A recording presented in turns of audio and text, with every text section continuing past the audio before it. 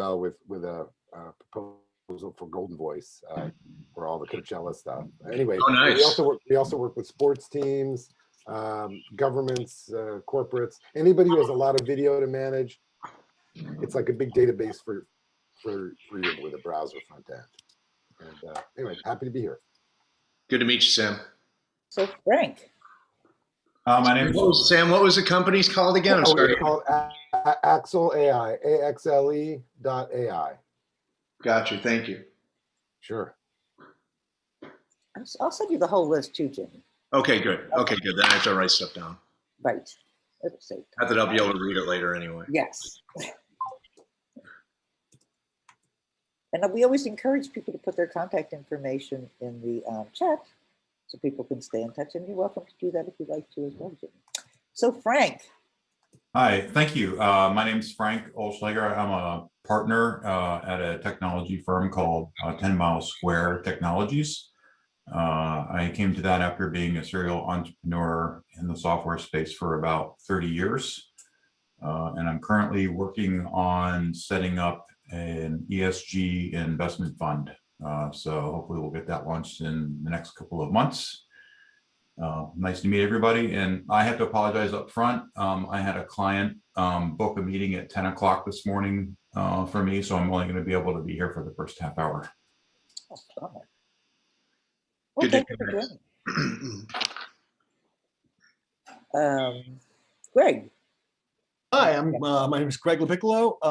I am the CEO of a startup called Tonestone. I spent most of my career running product development at Harmonix Music Systems. So we did Guitar Hero and Rock Band. The idea behind Tonestone is to basically, in the sense that like digital music tools are really hard for people to use and understand. Like they're like too complicated. So we're basically applying game design principles to digital music tools to allow sort of a mass casual audience access to musical creativity. But it's basically presented as a platform. So you could almost think of it as the music version of something like Roblox, where it's like it's a very low floor to come in and learn the tools, learn the fundamentals of production and composition, but a high ceiling where you can do like really high quality work, collaborate with other people, own your IP, publish it to other platforms. Very cool. Yes, and good to see you again, Greg. You as well. Alex. Hello, Alex Jacqueline. I'm a tech innovator. You probably use the PNG image format. That's my teenage project, used by a few billion people. The thing I'm working on right now, realizing that whenever you mention a product, whenever you mention a service, that's, you know, it's like advertising, except it's more authentic. And you know, this transition from a reference to product or service to the actual point of sale is too complicated, and we bridge this gap, you know, which creates you know, a great new business model for anyone with an audience, and it makes a much better, much cheaper customer acquisition cost for brands. Thank you. KK, I'm just going down the list here. KK? Oh, sorry. Okay, hi. Hi, y'all. I'm Caitlin Carhart. I am a numerologist, an author, and a musician. My girlfriend, Sophie, who's on the corner, I don't know if she's down below for you guys, but Oh, Sophie won. yes, she told me about this event. And so I came to learn and listen and be expanded. And thanks for having me. Oh, thank you. I like your background too. Kyle. Hey, good morning, everyone. Thanks for having me here today. Excited to meet everybody and you know, just be a part of this.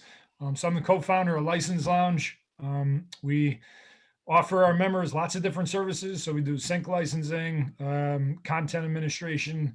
We do micro licensing. So people who are looking for really great music production for their mixtapes or their albums, who don't have a $5,000 or $10,000 budget to get, you know, really great production from a big name producer. You know, we provide micro license so that they can afford that. So yeah, Kyle, License Lounge, I'll put my contact in the chat, and nice to meet everyone. Oh, thank you. Manif, and welcome back. Yes, good morning, Bonnie. Thank you for having me. I'm Munif with Integra Pitch. We are a platform that links inventors with design and prototype engineers to develop physical inventions for equity and not money. So once the intellectual property of such inventions are sold, everybody gets paid. Oh, and Sophie. Hi, good morning. I'm Sophie.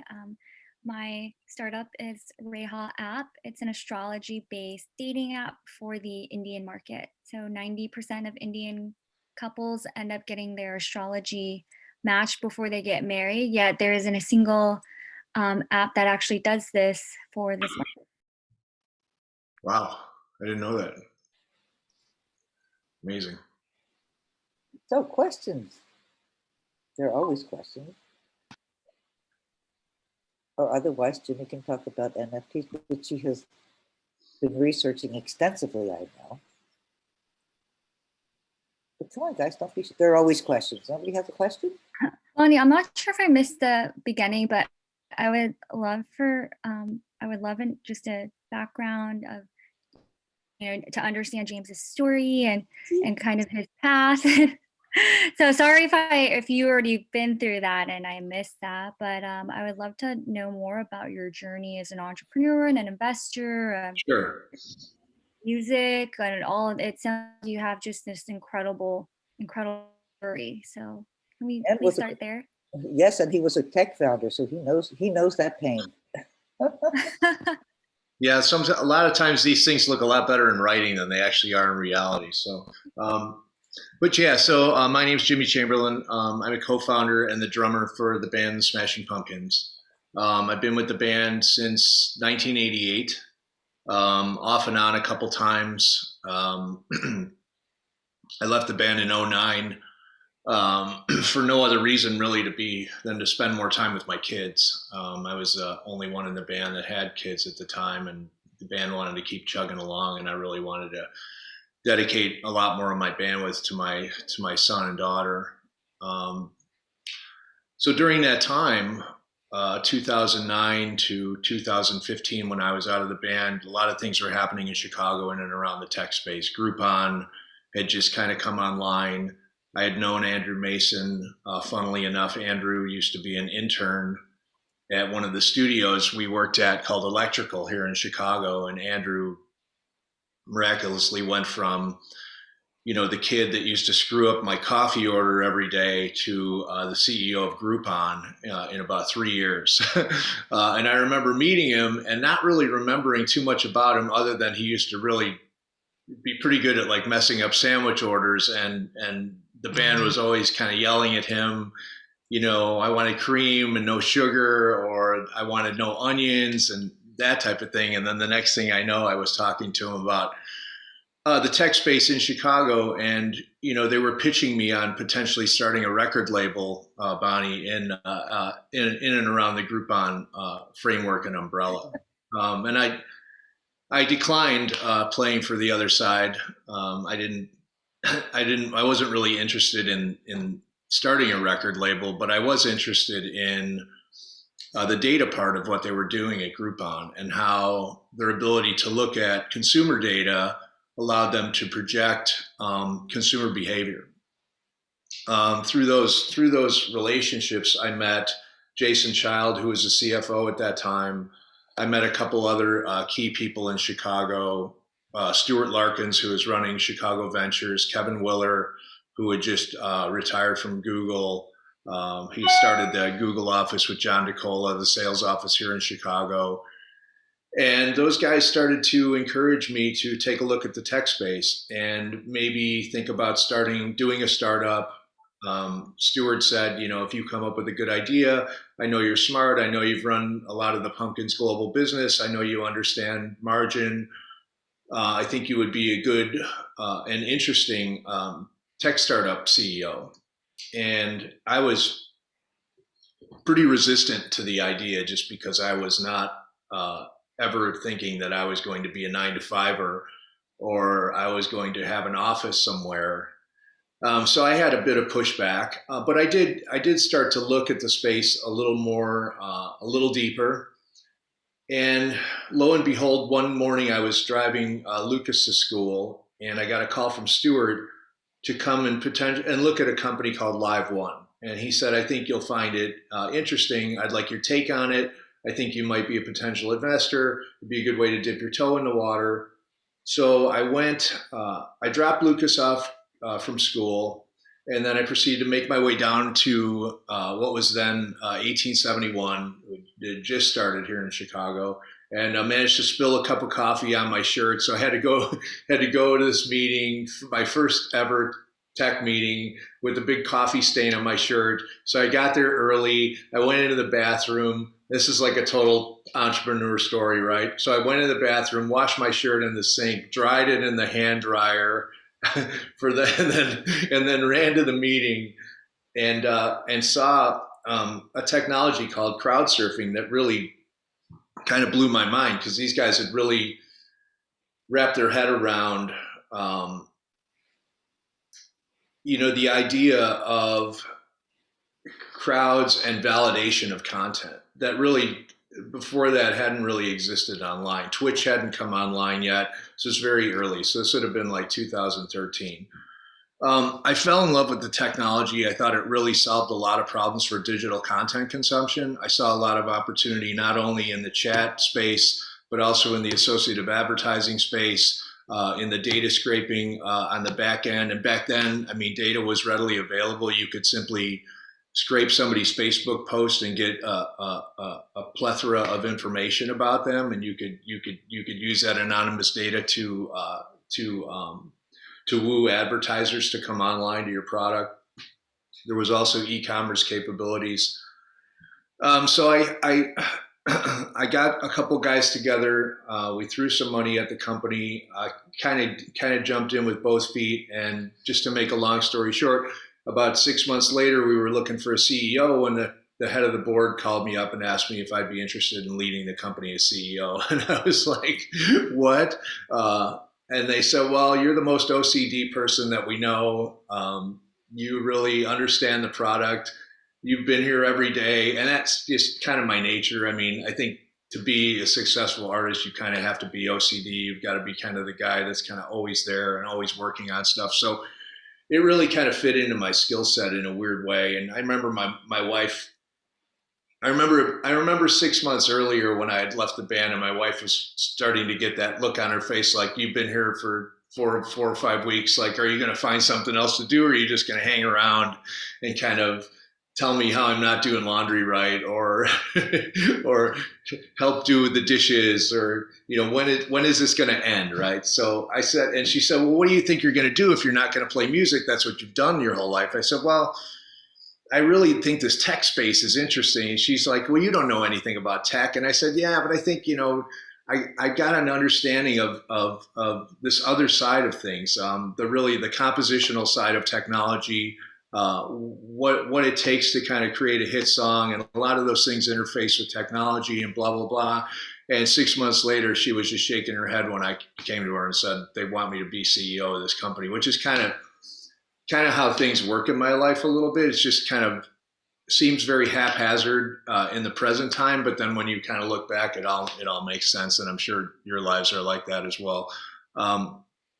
But yeah, so the thing about LiveOne, we were really early to the game. So we built a technology called crowd surfing on Node.js. We had 24 developers, some in Ukraine, some in Chicago.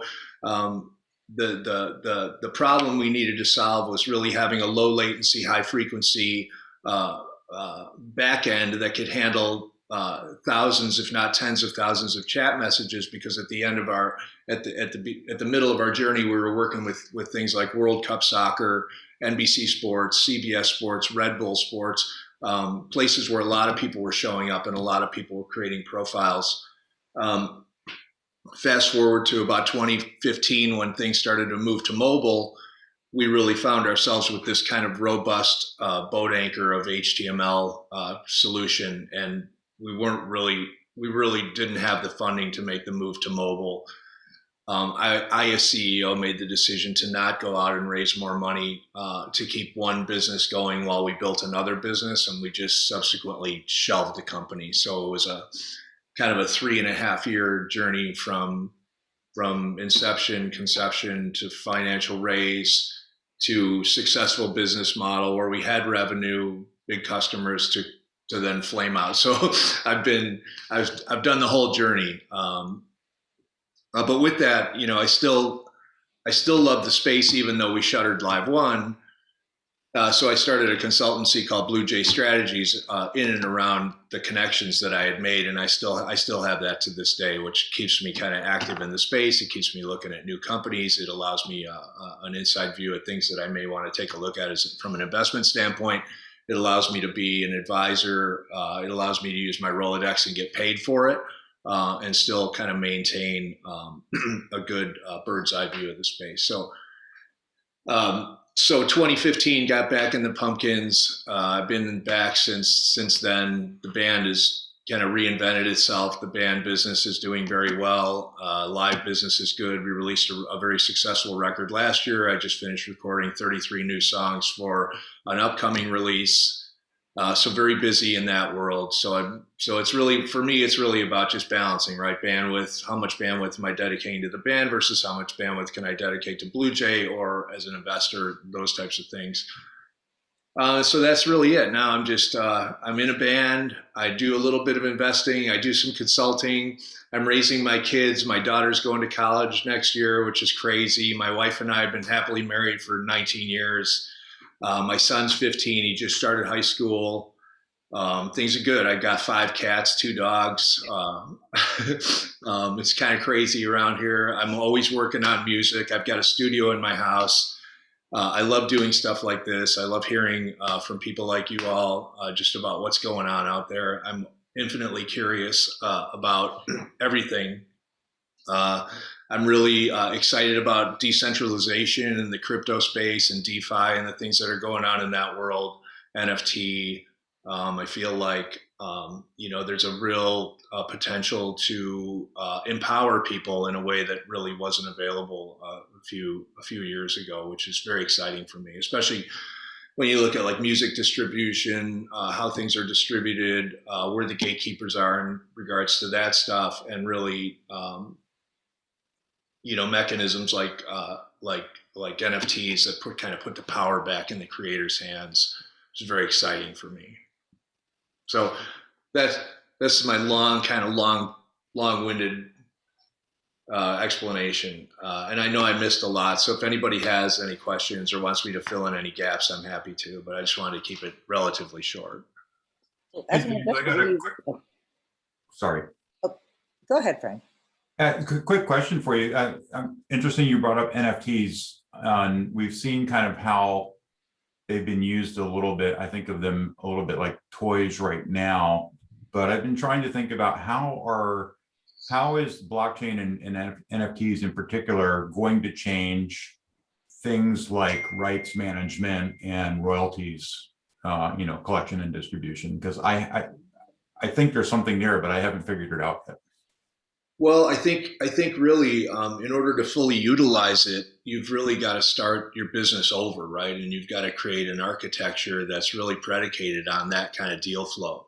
I think right now, the idea of inserting blockchain technology or tokenization into an existing architecture, I think it's going to be tough to back the truck into the dock that way. I don't think record companies are going to be interested in giving autonomy to artists after 80 or 90 years of taking 80 cents on the dollar, and I'm sure Bonnie can attest to that. Oh, absolutely. So I think what's exciting about it is it really for new artists and for artists that I'm talking to that are young people. I think there's an opportunity to really. Like for me, my journey in music and even in the tech space has really been about ownership and really ownership of my time, right? And my own personal IP. And I think when you give people that type of ownership, it empowers them to make, a little bit maybe riskier business decisions. It allows them to put their money where their mouth is in a different way. Whereas for us, back in the 90s, we had to go and put together demos and then go debut them for people who were going to kind of thumbs up or thumbs down them. And it really wasn't a good mechanism by which to validate the intrinsic value of art, right? And now you've got an opportunity where the people can just speak, right? You put things out, distribution is become simpler. Things like blockchain will allow the tokenization of things and the things where things can become real. That things have been authenticated. They're coming from the artist. I think that creates a whole kind of architecture next to the architecture that exists. And again, I mean, it's very early days, and I think your view that things are very toy-like right now is pretty succinct. I mean, I'm still trying to figure out, where the rubber meets the road with this stuff, but I do think that some sort of decentralization is here to stay, and not just on the crypto side. I'm sure the central banks are going to figure out a way to come in and tax this stuff, or it's going to be demonized through climate change, or something's going to happen that stops this kind of meteoric rise. But again, I don't know how long you can keep the genie in the bottle as far as that stuff goes. I think, especially with artists creating art and fans seeking art out, I think it really creates an unstoppable force for creation and content consumption. That's exciting. Now, how the economics shake out on that, I'm not sure. I think, whenever you put artists in charge of business, not good things happen sometimes. And we've seen that historically, where artists have been not very cognizant of their business and not very cognizant of how their business flow works. And they end up getting ripped off or making less money on something that is an economic opportunity. The good news for the Pumpkins, we've always been very aware of our business. We've always studied the business. We've always negotiated our own deals. We've got great deals and great streaming splits in regard to our record companies. We try to look for trends a long way off and try to capitalize on leveraging those before the record companies figure out that the CD isn't coming back, or those types of things, which isn't that hard to do, believe it or not. So I don't know. I mean, it's still very early days. I'd love to hear your thoughts on it. Well, didn't Elon Musk just take a bit of the wind out of crypto, saying that it takes so much energy they're not honoring crypto anymore? Bitcoin, he mentioned Bitcoin. Well, I think, I'm not I don't know. I would like to know how much energy it takes to charge a Tesla battery. I mean, yes. Good point. We do have a few latecomers if they'd like to introduce themselves. Ian? Unfortunately, I can only stay for a couple of minutes, but I wanted to get whatever I could out of this. But so I'm based in Toronto. I worked for a startup. I've been working for startups essentially for my entire career. So longer than many, and I have a lot of other entrepreneurial pursuits as well. The company I'm working for is called VoxVery, and we help companies pre-screen applicants using voice AI. Oh, interesting. Yeah, so just launching now. Hi, I'm George, go ahead. I'm sorry. I'll have my video on in a few minutes, but my name's George. I'm at ClearOps. I actually partner with Caroline McCaffrey, if people know who that is.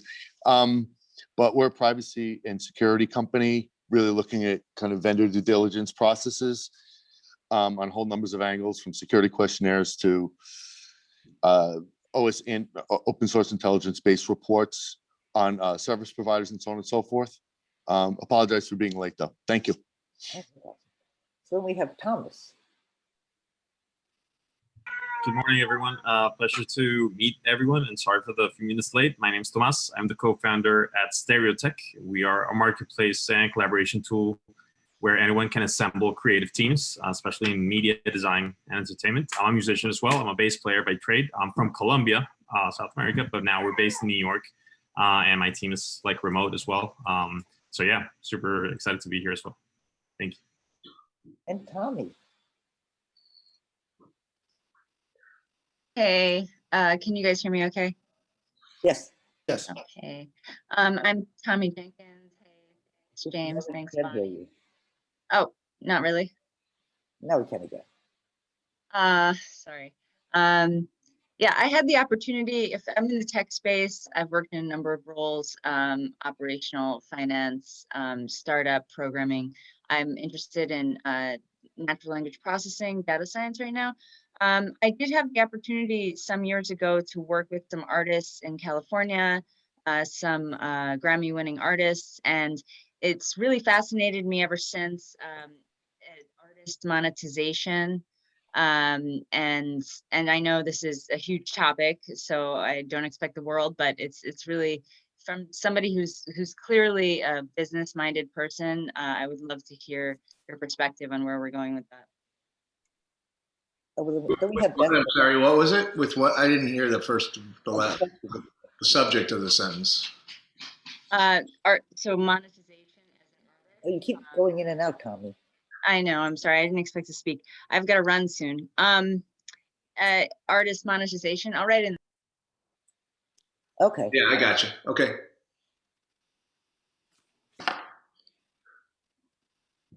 What did she write? Dueling Zoom meetings. Yeah, we've all had that one. Oh, okay. You want to put your question in the Oh yeah, artist monetization. artist monetization. Oh, and we just had one more introduction, Beth.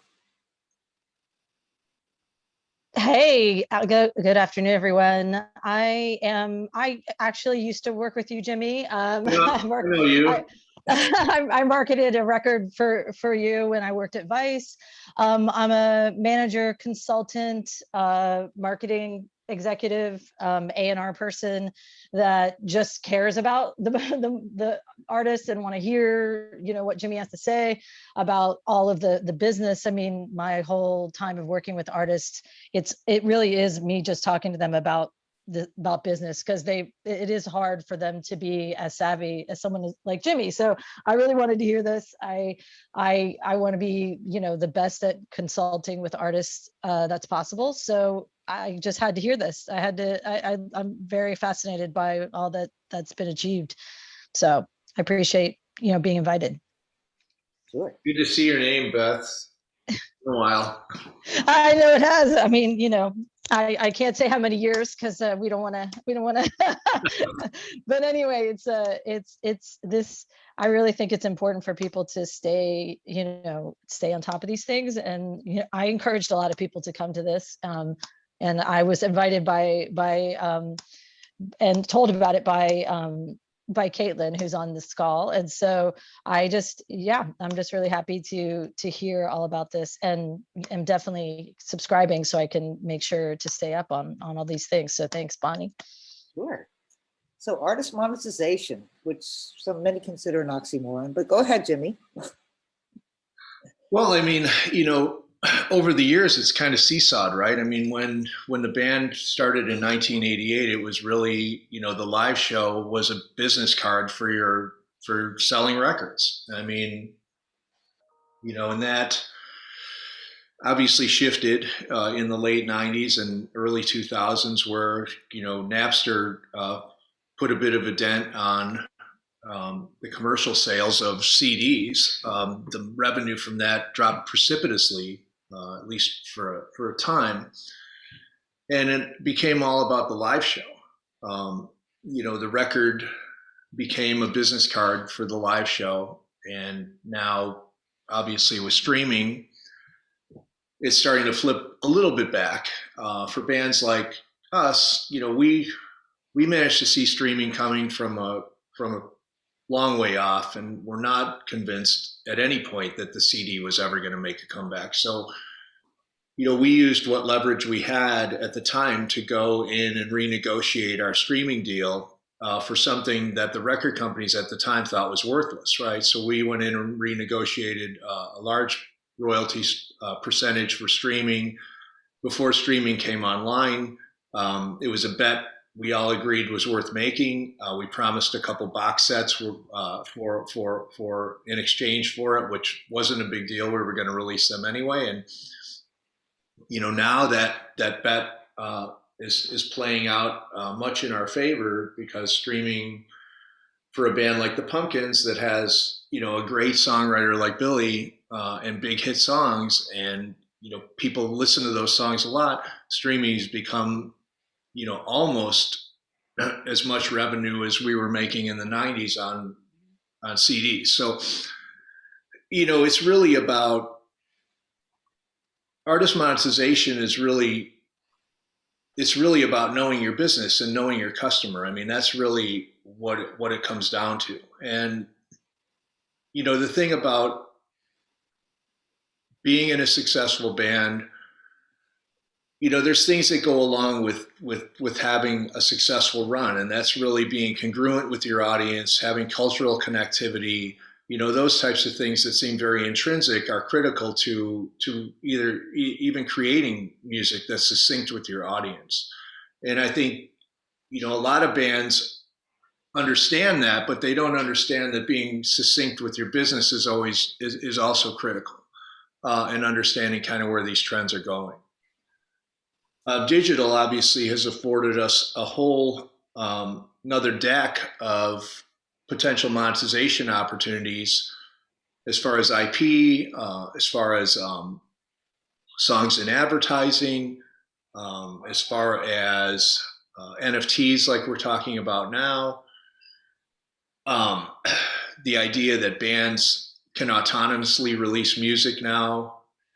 I mean, in 1988, you really didn't have any choice but to go and play. You know, we did so many label showcases before we got signed.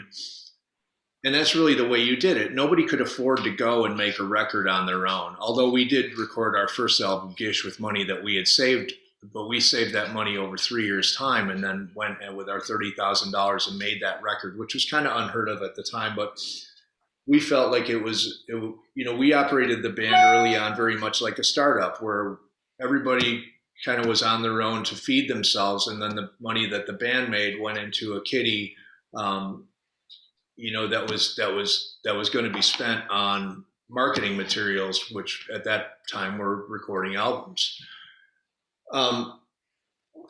But now, I mean, do you really need, with social media and the marketing tools available to an artist, you know, how much do you really need a record company kind of screwing things up for you versus putting your money where your mouth is, concentrating your bandwidth on understanding your audience, creating that cultural connectivity, branching out on social media, and then finding efficacious financial mechanisms to release your music. You know, you can take a larger chunk of a smaller pie and create a sustainable economic situation for yourself in a way that wasn't available even 10 years ago. So I think that's, for me as a business guy, that's super exciting. For me as an artist, as a fan of art, it's even more exciting because now I'm being exposed to things that I would have never been exposed to 20 years ago when it was very much a gatekeeper environment, to where, you know, I'm only going to hear things that Jimmy Iovine or Clive Davis have said are good coming out of my radio. Now, most of my listening is done via recommendation from, you know, I know a bass player in LA, he sends me something, and I know guys in Toronto, I know guys all over the world that are always sending me stuff. Oh, have you checked this out? Have you checked this out? Blah, blah, blah. So, you know, the availability of art has never been better and never been greater. Monetization opportunities have never been more numerous. And I think because of that, it's kind of forced the artist, or at least an artist that really wants to make a legitimate run for the roses, it's forced them to have to deal with the business of music. And I always make this contention. At some point in 2003 or 2004, the music business flipped to the business music. And as social media came online, people became more aware of the business than they did in the art they were creating sometimes. And now I think it's kind of evened out and created some parity. But again, I mean, I think there's, you know, like anything, like any of these startups, digital and the availability of digital ecosystems have afforded us just these crazy peripheral monetization opportunities that could be, you know, anything from car commercials to NFTs to, sub licenses, sync licenses, those types of things they were talked about, but really few and far between back in the day when it was really a record company dominated business. Does that make sense? That's so fascinating. Thank you so much. Your perspective is so unique and I think needed, at least from my understanding. Just to follow up, and it was very similar in tech. What I found, like at LiveOne, that was kind of missing from the whole picture was this kind of compositional idea that technology and efficacious technology systems are very much like hit songs, right? They're culturally concurrent. They have a rhythm to them. Like if you look at Twitter, right? Twitter's not a great communication tool. It's kind of clunky and doesn't really work. But for some reason, when it came out, and it maintains this kind of cultural connectivity where it's in rhythm with the people that use it. It has a harmonic that people can identify with, much like a song. It has a chorus. It has a coda that keeps people coming back. Again, it's very much in harmony with its users, or its users have learned to be in harmony with it. I think those are things that, we talk about. It has a narrative that you can follow, or you can create a narrative within a narrative. And those are things that we always talk about when we're writing songs in the Pumpkins, right? We're always talking about narrative. What's the destination of the song? Are the drums congruent with the narrative? Are the drums congruent with the music? Is everything telling the same story? I think when you can be accountable to those things, even in your day-to-day life or your day-to-day tech startup or your company that's, on a rocket ship, you're asking yourself, if you're asking yourself those types of questions and you're coming up with those types of answers, it allows you to make better choices moving forward. Like if I ask myself, writing a drum part, do I understand what Billy's writing about lyrically? Do I understand where this needs to go musically? Then it allows me to make better choices as far as what I'm choosing to play at any given time. And I think when I got into the tech space, I tried to use that. I tried to use that method to make better choices about where I thought the technology should go, and I would bring those things up in our Monday morning meeting, and challenge people to kind of come up with answers in regard to those types of questions. So for me, and that's predicated on my understanding of how things are. I think in very musical terms. So for me, it's easy to break things down in a musical sense and say, like, how is this investable, and can I quantify it in terms that are familiar to me? Like, is it rhythmic, and does it have a narrative, and where is it taking me, and what story is it telling me? So those are things that I found that really helped me, not only as a drummer, but as a business guy. I'm really like, why doesn't this make me excited? Or why, how am I reacting to this emotionally is oftentimes better than sitting and staring at a deck for a couple hours. Right. I think in rhythm a lot too. That's really fascinating. I love your corollaries, and I think that's partly why you've been able to jump into different industries. I just want to make one point, which is that I think that sometimes when you're a beginning artist, I've heard that, they sort of feel uncomfortable because a lot of these tools are used for self-promotion, and they view it that way, and it becomes sort of like a hurdle to them. But I think I hear underlying what you're saying about the general market is the fact that you can further express yourself and amplify your story, your art through these tools. Like, for instance, that might sound trite, but like BTS, right? Like they've become like a socio-political force somehow, which is part of their ethos. And it's not necessarily for self-promotional, purely self-promote. They're not treating the platforms as purely self-promotional, but they're making it a part of their art, I think. Yeah. So, and I took my daughter to see BTS when they were here a few years ago, and I was like, how does this exist without me knowing about it? I mean, I was like, oh my God. I think we spent $200 on merch. And I had pinged a few friends after or during the show, and they said that they were doing $150 a head in merch. And this is a United Center show, 20,000 people. It was crazy. I was swept up in it, and I thought, I'm not a huge BTS fan, but the spectacle of it, and obviously like I said, the cultural congruency that they were achieving was unlike anything I had ever seen before. And, I never saw Led Zeppelin. I wasn't old enough to see any of those bands, but I would imagine that was a lot like what was going on back then, where people were just swept up in this crazy wave of culture and being in sync with 20,000 people who all feel the same way and all think the same thing and are all in agreement that something special is going on is super powerful. I think, the great thing about the environment we're living in now, though, is there's really space for everybody. I mean, you don't have to be Iggy Pop anymore or be lighting yourself on fire to make a splash. I mean, there's, guys like Elliott Smith or those types of artists that may or may not have seen the light of day in the 90s. Obviously, we're able to make a big splash and find an audience. And I think that's the good news, because I listen to a lot of different music. I was raised in a jazz family. My dad played clarinet, so I studied jazz. I still play with a jazz quartet. I listen to a lot of jazz at home.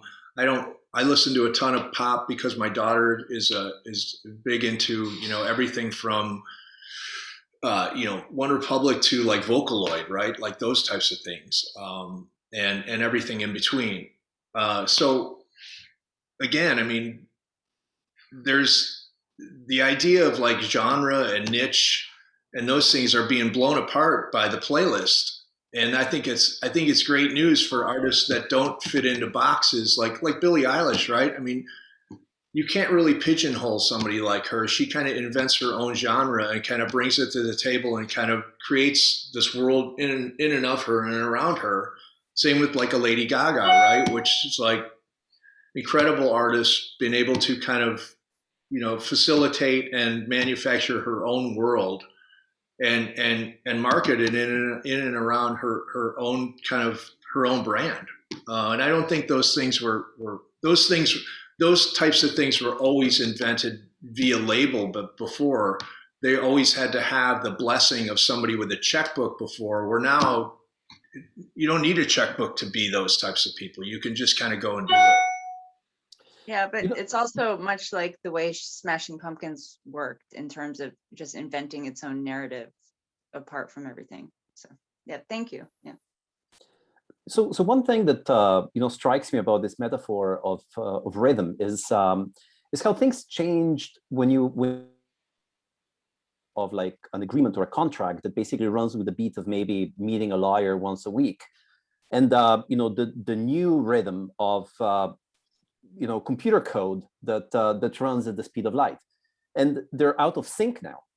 And whoever actually controls the code, controls the show. I mean, if you look at the amount of money that churns itself around computer games that are actually, where the licenses and the payments and the contracts are basically like happening at the speed of light. Well, games are growing bigger and bigger and bigger. And other types of media are out of sync because they're still based on paper contracts and, human IP attorneys, and as a result, the companies that run the code run circles around them. By the time they realize what's happening.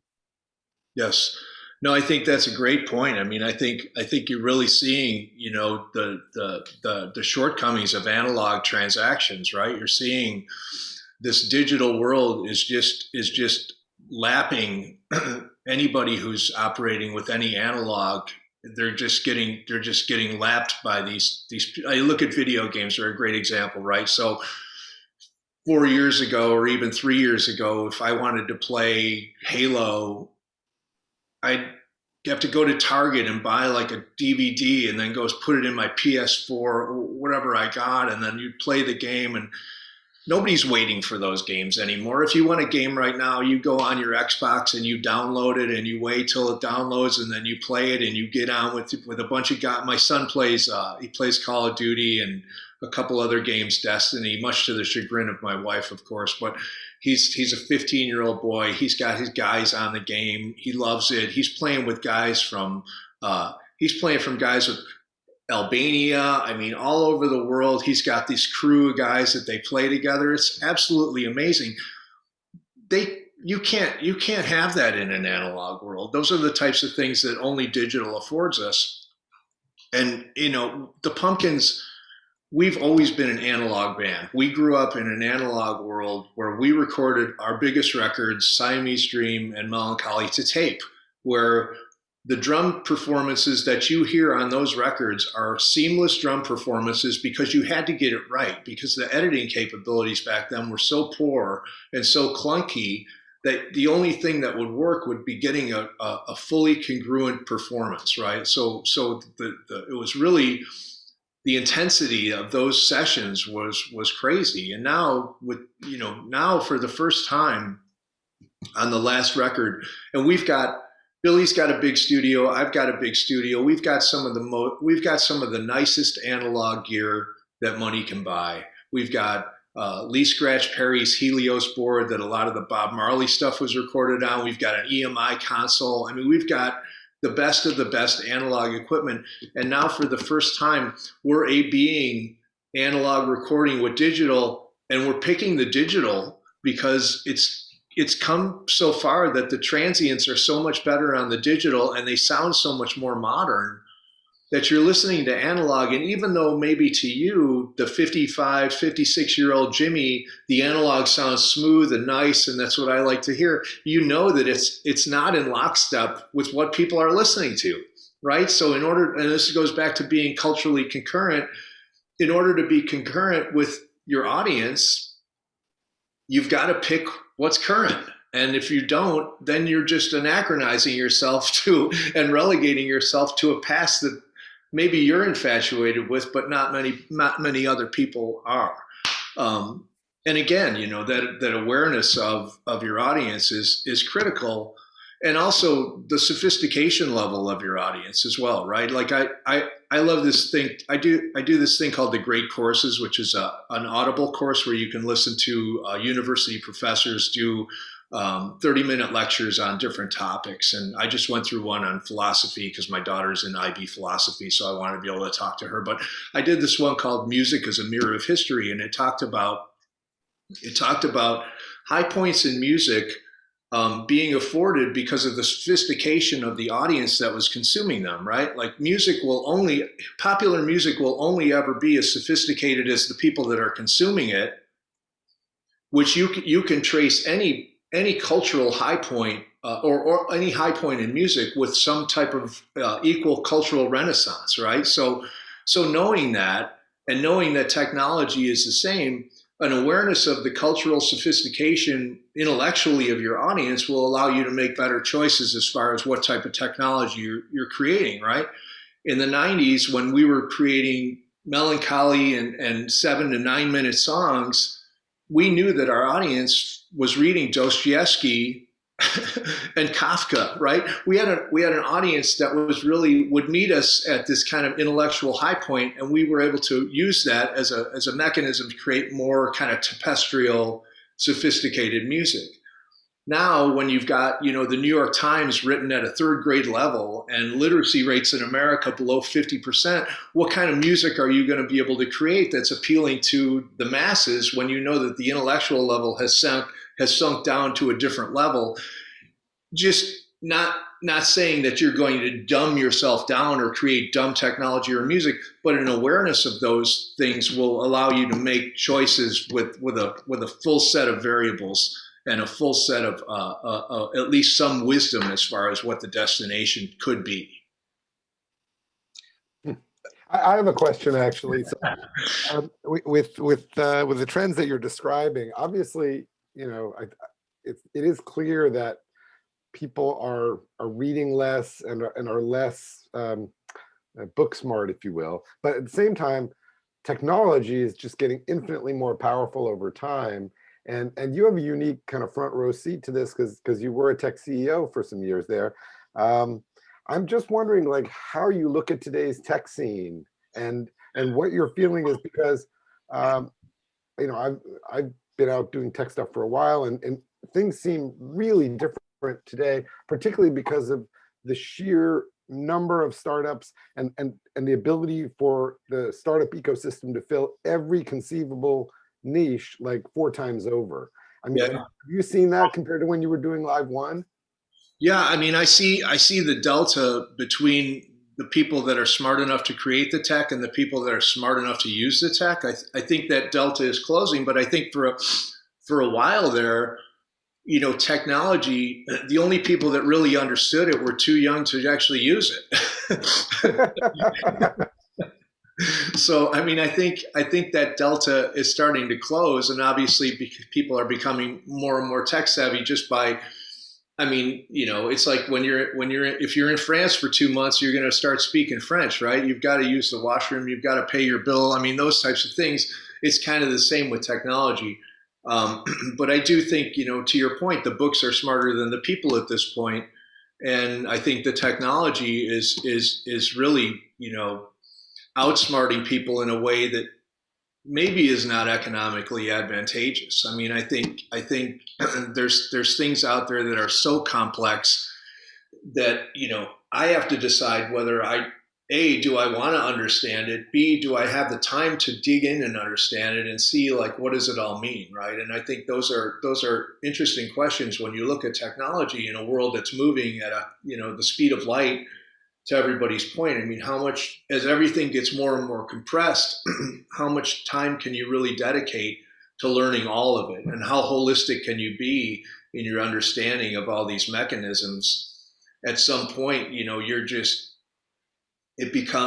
not giving permission for the tech to live in your life.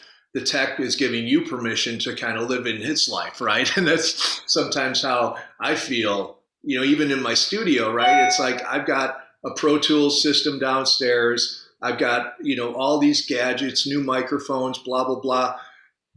You know, if I get a new piece of gear, that means I'm spending probably 4 hours less time actually recording music and 4 hours trying to figure out, like, what's the best way to use this new compressor I got, or I just got 30 new plugins. I mean, am I going to sit there and go through all of them and figure out, like, what's the best one to play on a snare drum? Or am I going to spend my time working on a performance that's so emotionally compelling, it's not going to matter what the drums sound like, if they sound shitty or not, it's just going to be great, right? So, you know, those are the types of questions I think we have to ask ourselves, like, again, and this gets back into, like, how much of our life are we going to demand be analog? Like, I'm going to go and plant some shrubs later, or I'm going to go work in my garden later, or I'm going to go, you know, check out some other stuff, or go walk in the botanical gardens, versus, like, I'm going to learn this new piece of technology.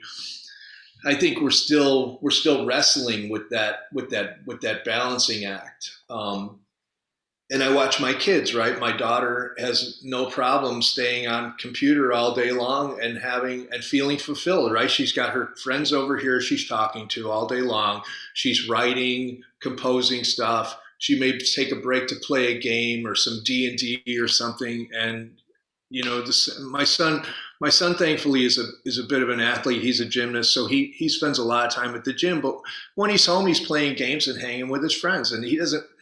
For him, that represents life. Like for us, it's hard to quantify a day sitting by the computer. If I spend 6 hours at my computer and I wake up and I'm like, oh my God, I can't believe I wasted this whole day.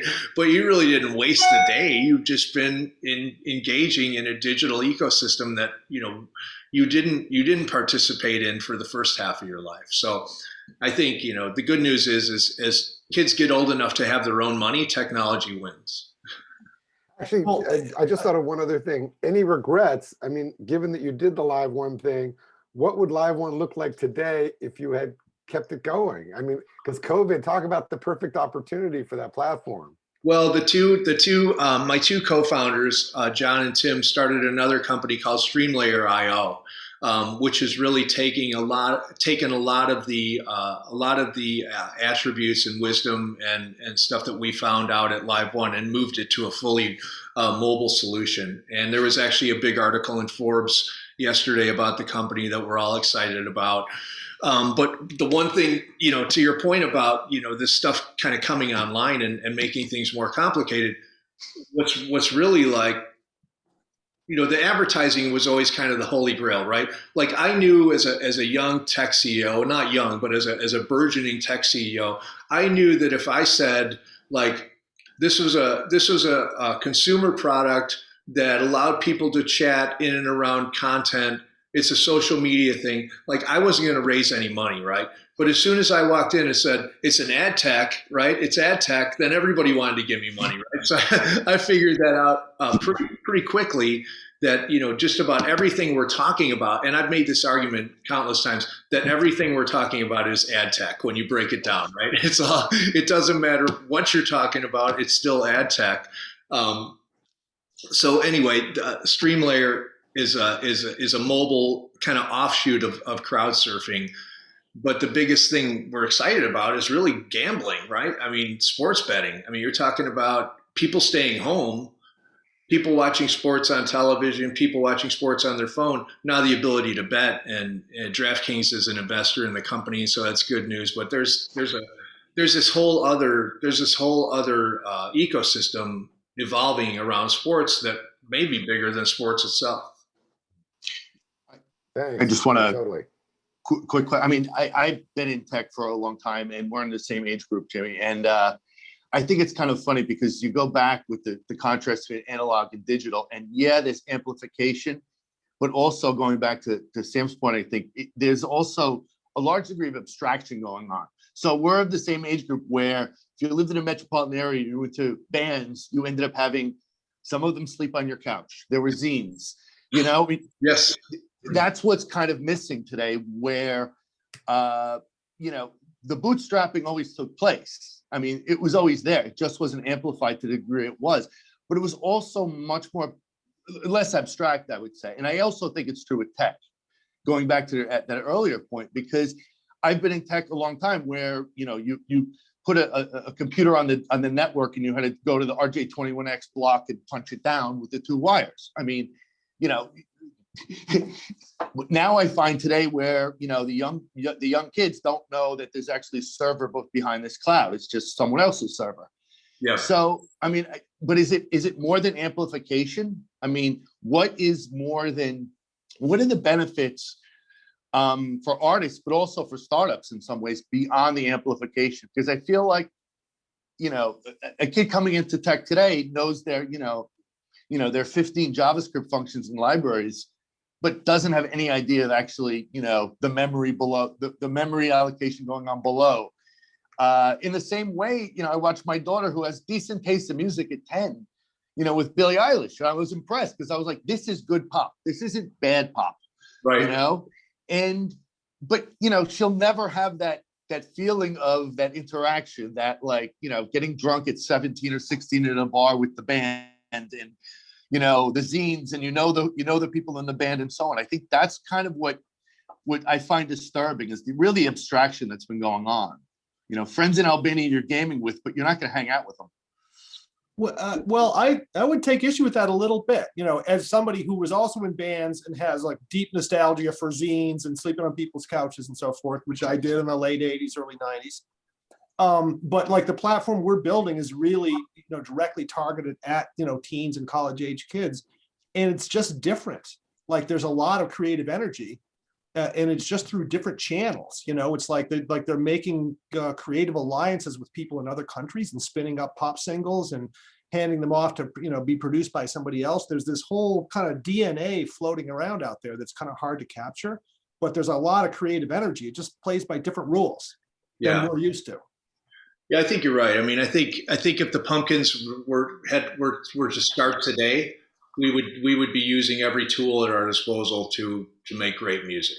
And I think, to discount the availability of, technology, or to be, curmudgeon about that stuff, is really to just kind of, hamstring yourself.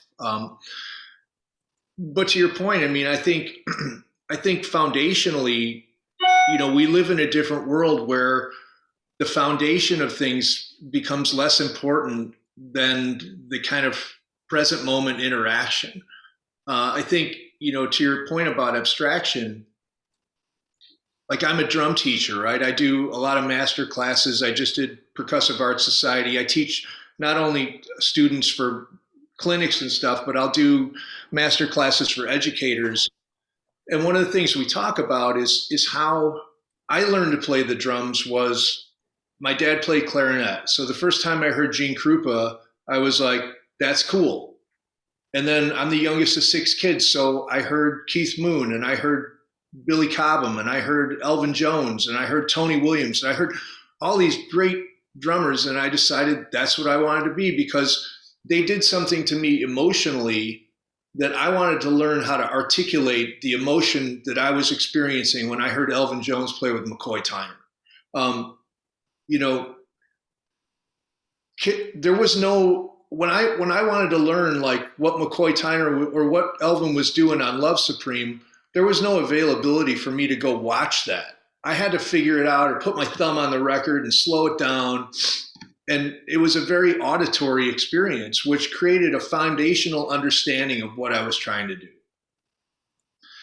Now, if I'm a drummer and I'm just deciding to play drums today and I want to learn how Elvin Jones played Love Supreme, I could simply watch a YouTube video and I can just slow it down and go, okay, well, I can just mimic this stuff. And now I'm playing like Elvin Jones. Yes and no, right? I mean, you're playing the notes that Elvin played, but the emotional content is gone. And now you're calling music simply the assemblage of a bunch of Tetris pieces that fit together in a time signature and make sense mathematically, but don't have a narrative, right? And aren't telling a story. The reason I was attracted to music is what it did to me emotionally. I wasn't really after like, oh, I want to do this drum acrobatics, and that's why like a lot of drummers that did that type of stuff were uninteresting to me, and a lot of drummers that were sloppy but played with a lot of emotional conviction were really appealing to me. And I tell that to my students today. I'm like, I'm more interested in your identity staying intact than I am in you mastering some paradiddle to perfection, right? I'd rather hear what's interesting to me about art is the inconsistencies that identify us all as human beings. I'm not interested in the quantization of your groove. I don't want to hear you pitch shifted. Robert Plant, John Lennon, Bowie, Harry Nilsson, they're all pitchy singers, right? That none of them had like perfect pitch, but something about their ability to deliver a vocal still stands the test of time. I think what's interesting about abstraction is my daughter too is 18 now, and when she was 6 or 7 years old, we got her a vinyl record player because she was really into music, and I would play everything from like Bill Evans to Elton John, and she would go nuts. Roy Orbison, she was crazy for.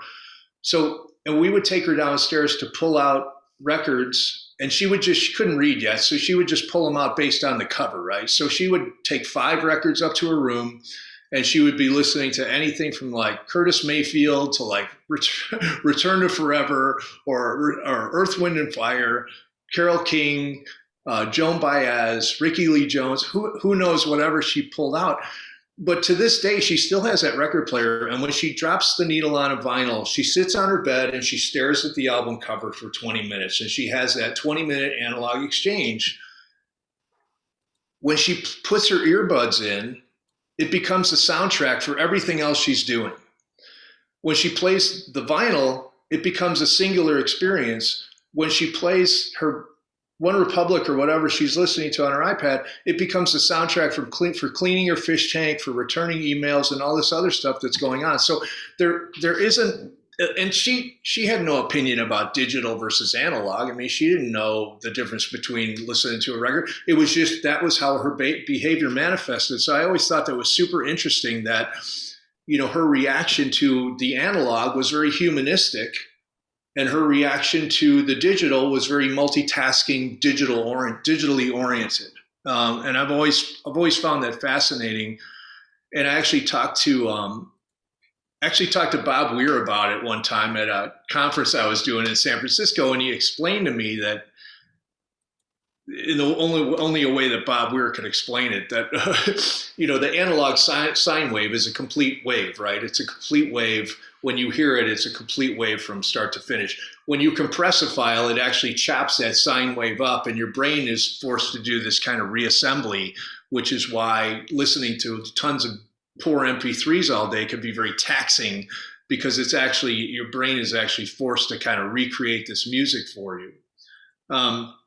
So anyway, I found that interesting. But one of the things, and just to finish up, like in regard to abstraction, one of the things that I try to challenge my students to think about, and even teachers and educators, college professors, are we investing in replication or are we investing in creation, right? And those things can be very oppositional. Like replication is not creation, creation is not replication. Now we can use replication as a tool to create, as long as we're understanding of the emotional content of what we're replicating, right? If we want to replicate a drum phrase or a guitar passage in the context of a song, if we understand the emotional content of that, then we can put it into a creative architecture. But mimicking Elvin Jones via a YouTube video is not creation, it's replication. Playing a kind of half-baked version of your interpretation of Elton Jones is kind of closer to the mark that I've always been kind of looking for. Hey, Jimmy, real quick. So when you're wearing your investor hat, I feel like I'm taking like a hard turn here away from good. Really fascinating conversation. I could sit here and listen to you talk about this stuff all day, but I'm mindful of the clock here, and I'm not sure when you have to leave. So I wanted to ask, as far as investing in companies, like what type of company profile do you look at? Obviously, you're very interested in, decentralization, blockchain. These are all buzzwords that's making me like jump out of my seat, because everything that we're doing right now, we're rebuilding from the ground up with these things in mind. So there's tons of synergy. Can you walk me through that process a little bit? Like, how often are you approached by companies? I'm sure you get bombarded with pitch decks all day. So kind of how do you shuffle out the noise, find the things that you're interested in? And what's your appetite, and how early of a company are you getting involved, or where do they need to be for you to be interested? So really any stage. I mean, I'm interested in anything where I can aid in the heavy lifting. I like to invest in companies where I can do some good besides writing a check. Right now, there's a company called Gather Voices that I'm an investor in Chicago that's kind of professionalized video delivery for hospitals, encrypted video for depositions, those types of things. I think, the nuance of like Sam with XLI AI was talking, like the nuance afforded us with video, I think is very current. I'm excited about that space. Blue Jay gets, to your point, Blue Jay gets a ton of decks thrown its way. I don't really have a lot of bandwidth these days. Most of my bandwidth goes with the band, so I'm very careful about what I pick. I'll take on an advisor role once in a while. There's a couple companies I'm looking at right now. One's called Music Fox, which is a couple fintech guys that have created a marketing algorithm for music that's very exciting. There's another company called Fanvestor that I think has kind of created an Indiegogo type of architecture for the investability of indie music projects and bigger. There's Autograph, Tom Brady's company is interesting. I'm looking at that. I'm a little wary of dipping my investor toe in that water, just because I'm going to use that space and I don't really want any conflicts, right? So I'm probably going to keep a lot of that stuff at arm's length till the pumpkins kind of sort out whether we've got $10 or $1 billion in NFTs. But yeah, anywhere where my Rolodex or my connections will help a business, I'm interested in, because for me it's not just about like exits. It's about, what I'm interested in is really just learning stuff, right? I'm interested in stuff that's new, that's exciting, that seems to be part of a culture that's undiscovered by me, or that's new, but also things that fit in my wheelhouse. Obviously, Music Fox, like it's totally, I can help those guys very easily. I can open a lot of doors for them. That's really low hanging fruit for me. Gather Voices is just a company I'm excited about. StreamLayer is something that I'm intimately involved with, just because I know that business like the back of my hand. So, again, I mean, I'm not averse to taking a look at anything. For me, it's just about bandwidth and how much time I can dedicate to it. I hate when I commit to something and then something else happens and I don't have the time to deal with it. So I don't like that feeling. So I try to avoid it. So as an investor, you like to be a little hands-on, not just like, here's the money and then let them roll. Yeah, I'm the guy that's always looking at my accounts all the time. And like, I'm always checking, the price of Ether or Bitcoin or, I'm pretty hands-on with that stuff. So I like to stay connected to anybody I've got skin in the game, and more, not because I'm worried about my money, just because I feel like that's kind of my gig, right? It's, if you're an investor, if you're a guy that's, laying out money, it says something about you as not only an investor, but as a believer, right? And if you're a believer, then you should be willing to kind of put your money where your mouth is and lend a hand, or at least have a good idea once or twice a year. That's amazing. I love that. So I'm going to just ask then, can I get my deck to you? Should I send it to Bonnie and send it to you? Or what's the best way to, have you or your team take a look at it? Because I'll just put my business email in the chat for everybody. I didn't know if you want to do that or not. Thank you. And they should reference the breakfast, that they attended the breakfast, correct? Yes. No, and so just for clarity, so that's kosher to send you a deck? Send me a deck. Yeah, I'm down. I love reading stuff like that. I mean, I got 3 decks yesterday. It's not unusual for me to get a bunch of decks and go through them when I can. I mean, I'm not promising everybody that I'll email them back by the weekend, but fair enough. Cool. Oh, if I can just say one more thing, and so my wife is the biggest Smashing Pumpkin fans ever. She's got 2 Smashing Pumpkin tattoos. She was so jealous to hear that I was on the call today. My wife too as well, Kyle. I was like, I don't know if it's kosher, but yeah. My wife too, Kyle. Yeah, Yeah, sent a picture to her. She was like, thank you for the support. I appreciate it. We're actually doing 2 festivals this year, and then 2022 is really looking like it's going to be a big touring year for us. We're like I said, I just got back from Nashville. I recorded 33 drum tracks for what's going to be the follow up to Melancholy and Machina. So we're really excited about that. The music is incredible. I think it's going to be one of our defining moments. So we're all very, very excited about it, and the band has never been more in alignment. It's amazing, now that I have 2 kids, Billy's got 2 kids, and James has 2 kids. It's amazing what kind of alignment that will create, right? Everybody's kind of got the same issues, right? Private school costs how much, right? This makes me really happy to hear, Jimmy. After having known you guys since, I lived on Greenview in Chicago, it makes me happy to hear everybody's like back and reconnected, and I'm excited you just recorded all those drum tracks. I want to know where. Yeah, so we recorded them at Blackbird in Nashville. That's awesome. Yeah, it was. All right. Yes, I'm excited. Yes, were you with one of the labels? No, I lived in Chicago in the early 90s, and I used to work at a recording studio there. And I just lived literally down the street from Billy Corgan, and kind of just, knew them, at the time. But Jimmy and I kind of reconnected when I was doing marketing advice. Okay, right, you mentioned those. Yep. We go way back. Yeah, but I definitely have something I want to send you, Jimmy. Yeah. That you might want to be involved in. Yeah, perfect. Yeah, like I said, I'm good to look at anything, and I promise I won't get involved with anything that I can't dedicate enough time to kind of be effective to, and that's really just my my biggest issue is I just won't overpromise. I learned as a young tech CEO to not overpromise and underdeliver. So Very respectable. Right. Very Tech much CEOs, appreciated. Yeah, don't most tech CEOs overpromise and underdeliver? Isn't that the nature of tech?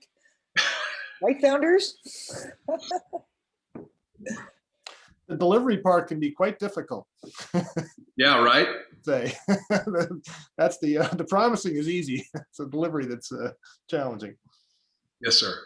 It always takes A longer. question.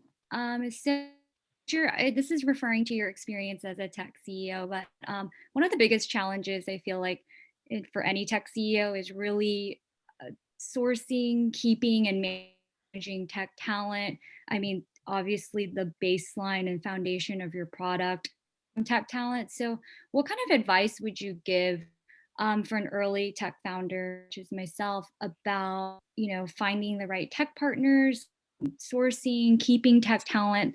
How did you kind of navigate that, especially for someone who came from such a different background? I myself come from a non-traditional background. So this is definitely something that's always running through my mind of really, keeping the foundation alive with tech and tech talent. Yeah, with my experience, and Chicago was tough at the time. I mean, Groupon had between Groupon and Google, it had soaked up so much of the tech talent. It was really, financially prohibitive to have to hire a bunch of guys in house. However, we did need a CSS guy. We did need a back end guy. We needed a designer. I needed a head of product. And for those guys, I mean, I learned early on that you kind of get what you pay for, right? And I tried to bargain hunt for a couple guys, and they ended up not working out and really costing me money on the long end that I shouldn't have spent. And I felt like those were mistakes. And again, at LiveOne, I mean, in 2014, there wasn't a lot of bolt-on solutions, right? You couldn't simply buy stuff off the shelf and put together a technology with kind of peripheral components and make a business of it. You had to build everything. We had to build the chat mechanism. We had to build the back end. We had to build the data scraping. We had to build the admin panel. We had to build all of that stuff. So I had about 4 or 5 engineers in house, and then I had a 24-person team in Kiev at a company called Luxoft that really did a lot of the heavy lifting back end stuff. Keeping those guys aligned with my guys in Chicago was tough, but it was really the only way I could do it. I mean, at one point our burn rate was about $280,000 a month, so we were really. It was really, yeah. So it was really, and that's, people, we were willing to pay because there was so much upside, right? The market was really blowing up, and we had big customers. We were talking to the CME about doing their communication mechanism for their education department. We were working with Red Bull. We were working with NBC. We were working with World Cup Soccer, Swatch Freeride. We had big customers, so it wasn't like the market wasn't there. It was just because we had to build everything in house. It just became so cumbersome. But with that, once I decided I was going to pay market and then some for some top level talent, then things started to get easier, at least on the design and creation side, not so much on the economic side, because obviously it caused me to have to go fundraise a little bit more. But I'm a believer in you kind of get what you pay for on that end. But again, I mean, it's really hard to compete. It's really hard to compete with, the big box companies that are just soaking up the tech talent and providing transportation to and from work, air conditioned vans with Wi-Fi. I mean, it's, I'm like, well, I can get you concert tickets, like if you come work for me. I mean, anything, I could do to get these guys, and the problem was, like, I was in my 40s.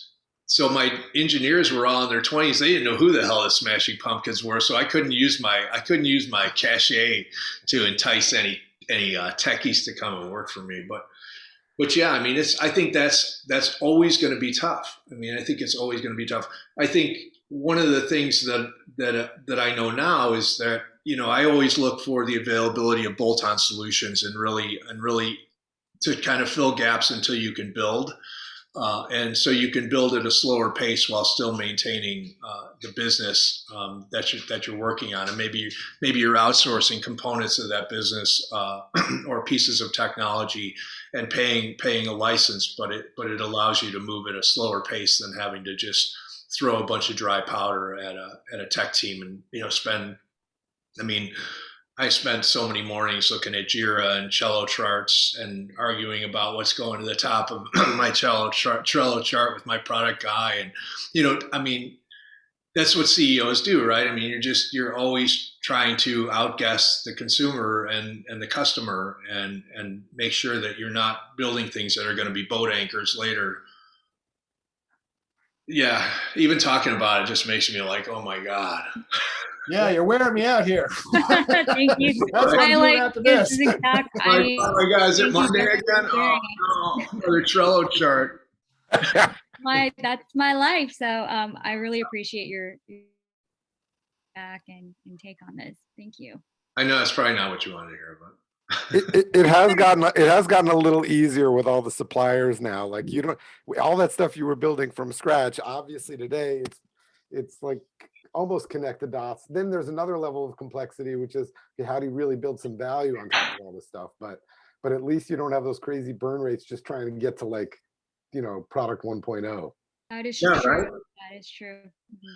Yeah, I mean, it was a real desert back then, and really, concept to reality was just, there was so many unknowns. I mean, and we would do tons of, I was a big proponent of user group testing and focus groups and those types of things, and nothing would move up the Trello chart unless it had some verification and validation, and somebody besides somebody younger than me, and besides somebody that was on my payroll saying that they thought this was a good idea, right? Because otherwise you can get, you start to believe that, if I simply turn this button red, people are gonna push it, right? And then you do a user group or a focus group, and 9 out of 10 people didn't even know it was a button, or you could push it, right? So, there was a lot of that stuff going on, but again, I mean, now you've got like Behance for design just came online about halfway through my journey at LiveOne, so I was able to hire like the guy who did the Nike campaign to draw some widgets for me, and that was very low cost, like design stuff, whereas before it was costing me a fortune to have people draw stuff for me, and stuff still looked clunky, and my kids would be like, "Dad, that looks really clunky," or I'd bring stuff home secretly and user test it with my kids, and then come back to the office and argue with everybody because my 8-year-old didn't understand how to use the technology. People who weren't involved in technology back then didn't realize that we were making it up as we went along, and there was nothing that was off the shelf and open source. That wasn't around. Yeah, no, absolutely. I mean, you were really just creating stuff out of thin air, and making a lot of assumptions at the beginning, and then hopefully making less and less assumptions as time went on. Yep. We can have it much easier now. Next question. David Schwartz was around then, because we knew that we knew each other back in the days of Web 1.0. David, you didn't get to introduce yourself. Do you want to? Sure. And I'm sorry I missed a lot of this because I had a meeting this morning. And I hope this is recorded. I'd love to catch it because it's such a great topic and such a great, group of people chatting. So I work in tech by day. Right now I work for an advertising agency. We're doing branding, marketing, social media, but a lot of tech-related social marketing. And at night, I'm basically a musician and a producer and work on all kinds of music projects. So this is right up my alley, these both worlds, and just love being here and love seeing Bonnie and the whole group. Thanks. Nice to meet you. That sounds a lot like my life. Great, yes. That's why I'm so fascinated to hear other people who have dual lives of music and tech. We have time for one more question, unless somebody has a question. Well, I'll allow Jimmy to share some pearls of wisdom and advice and caveats. I mean, I don't know if I have any pearls of wisdom or advice. I just think, I think we're all on the same page here as far as, what this kind of journey entails. I think it's very exciting. I think it's very self-satisfying, very fulfilling, or else we all wouldn't be beating our heads against the wall doing it. But again, it's not that much different than in fact, for me, it's not any different than being an artist, right? It's finding, things that are emotionally compelling about our lives and kind of moving towards that light. And I think, whether that's technology or music or painting or playing baseball, I mean, I think that's what we've all found is that, the thing we have in our lives that's the most valuable is our time, right? And as we get older and wiser, we're less likely to mortgage that time for things that don't add value. So for me, that's really the litmus test of anything. Does one thing have more value than another? And I try to pad my life with as much value as I can. And right now, music and hanging with my kids and the couple tech companies that I touch, and my animals and that type of stuff, and that kind of does it. Riding my motorcycle, those types of things, they do it. I mean, back in the LiveOne days, it was really it was all about our product. And my wife would get up at 1 a.m. and I'd be sitting in bed with my laptop talking to my guys in Kiev, and what the hell's going on? And 2 years into the journey, she was like, I saw you more when you were on tour. I never see you anymore. You're always at the damn office. But I loved it, right? I mean, it was super fun. It was a great space. I felt like my time was super valuable. I felt like I was really investing in a life well lived and learning a ton of stuff. And I think as long as we're cognizant of those things, and we have there's some emotional value, and we can look at our lives and go, yeah, I'm dedicating time to things that are real, then we're winning no matter what the kind of economics are. I mean, a great story is, my mom used to say, musicians are weird people. And my dad was a bit of a musician, so, he kind of understood this. And my dad, would say, being a musician is it's like being born with an illness. You don't ever get over it. That's just kind of the way you are. And the more you accept it, the more you can go through life just with this kind of self-acceptance. And then, later when the band got to be pretty big, people would ask me, like, what would you be doing if you weren't playing the United Center tonight? And I'd always say, I'd be playing some dump for free, because that's what I do. I didn't get into the music business because of the economics. If I would have went to my dad and said, look, I want to be a drummer because I want to make a lot of money, he would have probably driven me to the hospital. But, that's kind of like tech, right? We do it because it's time well spent. The things we put our bandwidth into are things that we believe in and make us feel good about how we're spending our time. So that's really the only quantification we need to do anything. That's true, and thank you. Did you want to share your contact information in the chat? I did. I shared my,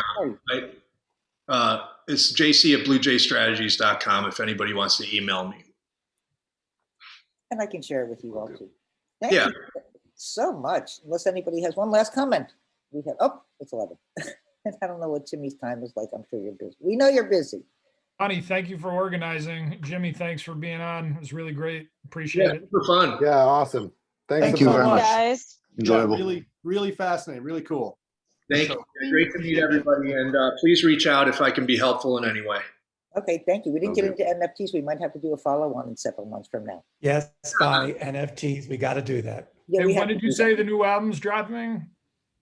Well, that's a good question. We're hoping that it'll drop by the end of the year, but it could be early next year. So we'll see. I'm going to pop over to Billy's studio later today or tomorrow and find out where he's at with everything. But It's a long process, 33 songs, and it's interesting because this is the first, well, kind of the second record that we're doing remotely, right? I've recorded the drums at Blackbird. He's assembling guitars at his place. James is working on stuff out in LA. I'm working on peripheral stuff here.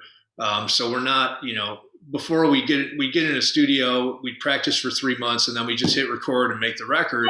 Now we've got to kind of do it piecemeal, which is kind of cool in a way. It allows you to really dig in and have to be convinced on a daily basis that things work, because things are infinitely changeable. Right. But that's a double-edged sword of, especially with me and him, because we're always tweaking things, and that's why I'm saying it could take us 10 years to get this thing done. Hopefully not. We're looking forward to it. No, we got to get out on the road next year. So we're hoping to have it done by late fall, if not early winter, and probably January next year. That's awesome. Cool. All right. Well, thanks again. See you, everybody. Take care. Have a great day. Nice to meet everybody. Thank you. We'll try to schedule an NFT follow-up, right, Jimmy? Yeah. Let's do it in a few months, because I'm gonna dip my toe in the water, and I'll have a lot more info in a couple months here. Okay, it wouldn't be before August or September. That's perfect. I'm always around. So thank you. Amazing. Thank you, guys. Thank you. Bye, everybody. Thanks. Have a great day. Thank you so much. See ya. Bye-bye.